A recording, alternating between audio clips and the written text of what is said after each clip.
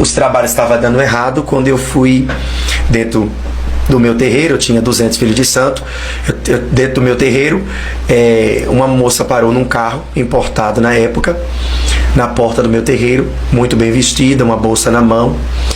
Ela foi lá porque ela queria um rapaz. Ela pegou uma fotografia, que era uma fotografia que na época era impressa, né? Na época a rede social era o falecido Orkut, né? E ela pegou aquela fotografia e ela levou no meu terreiro porque ela queria aquele rapaz, um rapaz bem elegante, bem vestido, de terno, gravata.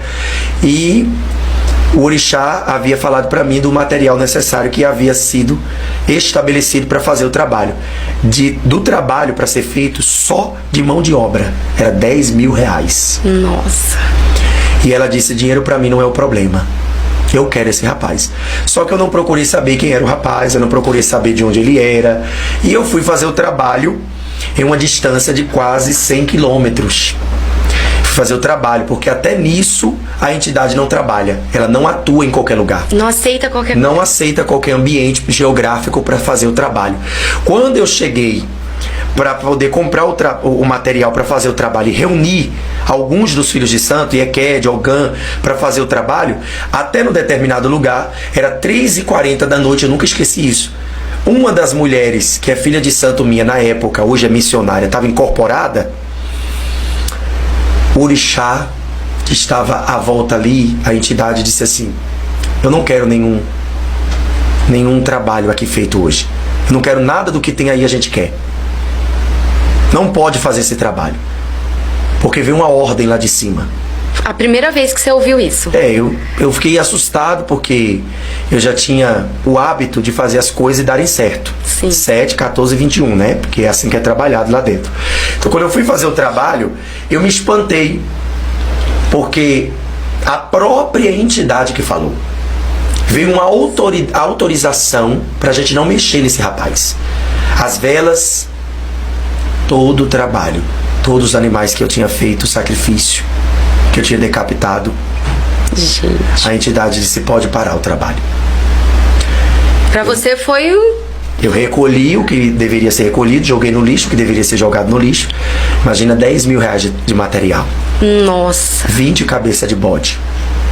Imagina isso. Pra fazer uma amarração, né?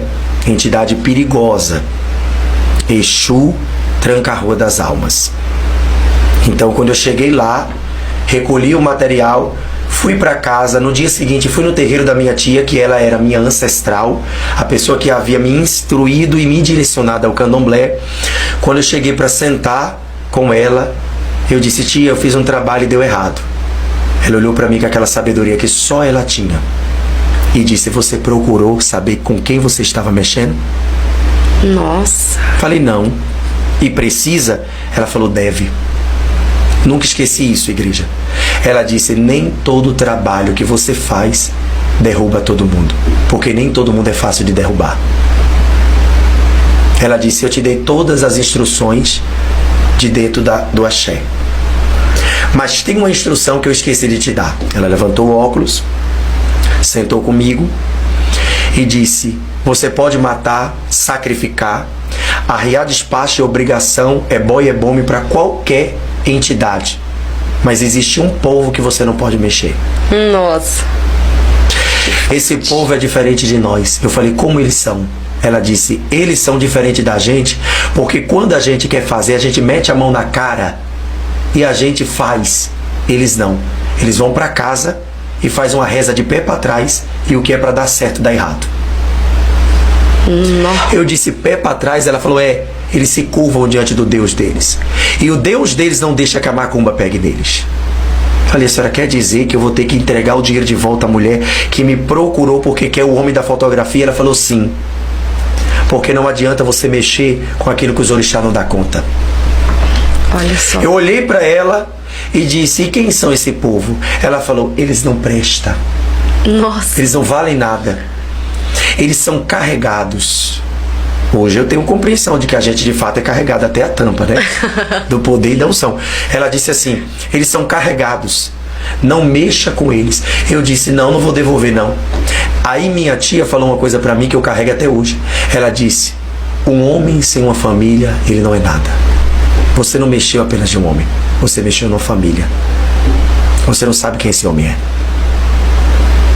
Quando eu fui identificar, eu ainda continuei enganando a mulher de que eu iria devolver o rapaz para ela. Uma semana depois do que eu tinha ouvido isso sobre as pessoas que minha tia havia falado, que são os evangélicos, eu peguei um dos motoristas, fui no endereço onde era o endereço que morava o rapaz e fiquei numa distância muito longe, atrás de um poste que estava com a luz apagada, e eu segurei o meu guia, segurei o meu rungebe e comecei a chamar o nome dos orixá. Era interessante porque já era um período mais longo da noite. Naquele tempo o povo nordestino dormia 6 para acordar 5 para trabalhar.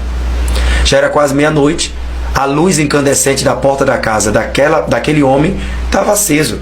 Quando eu cheguei do outro lado da rua, que eu fiquei olhando e coloquei a mão no rungebe e comecei a chamar o nome das entidades, a entidade materializou a minha volta e não conseguia atravessar a rua para entrar na casa do homem.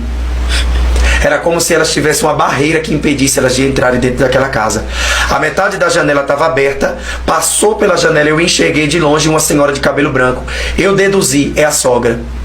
Logo em seguida passou uma mulher, elas estavam gritando, não dava para ouvir o que elas estavam gritando. Aí quando passou eu disse, aquela deve ser a esposa, porque aquele homem que aquela mulher me pagou era o marido da melhor amiga dela. E ela havia saído da igreja porque ela queria o marido da outra. Meu Deus. E a casa estava suja. Sabe aquele povo que vai para a igreja e às vezes quer destruir o casamento dos outros? Quer tocar na família alheia? Essa era a mulher que me pagou na época para querer o marido da outra. Aquela mulher saiu para a porta da casa dela com as mãos pingando de óleo ungido. Ela não estava me vendo porque eu estava no escuro, todo de preto. Quando ela estava na porta da casa dela, sem ver, mas pelos olhos espirituais, ela levantou as mãos em direção ao outro lado da rua. Ela disse, Satanás, eu já te vi. Eu te dou uma ordem agora, por um caminho você veio, por 7 você vai voltar. Meu corpo paralisou, minhas mãos suavam e transpirava. A minha sensação era que meu espírito saiu de dentro do meu corpo. Nossa, que experiência. A autoridade daquela mulher foi tão grande que ela gritava que às vezes o pescoço dela ficavam para fora e ela disse assim, eu e minha casa serviremos ao Senhor. Olha só. Sabe o que ela estava fazendo? Anos depois, me tornei evangélico. Fui tomar um café na casa dela, sem ela saber que eu já tinha feito trabalho para a casa dela. Ela disse, você acredita que sempre eu vejo um demônio na porta da minha casa, já vieram fazer até trabalho na minha porta? Eu olhei para ela e disse, fui eu que vim fazer. Outra pergunta que eu ia fazer.